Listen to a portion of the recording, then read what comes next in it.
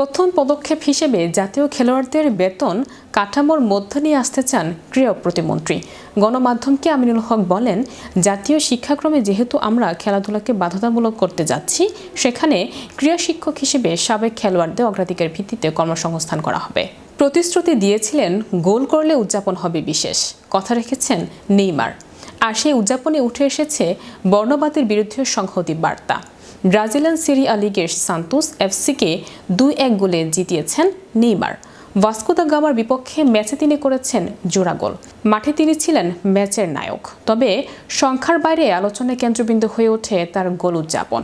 গোল করার পর নেইমার প্রথমে দর্শকদের উদ্দেশ্যে নীরব থাকো ইশারা করেন। এরপর কর্নার ফ্ল্যাগের পাশে দাঁড়িয়ে নাচেন। সেই নাচ ছিল ভিনিসিয়াস জুনিয়রের প্রতি সমর্থন।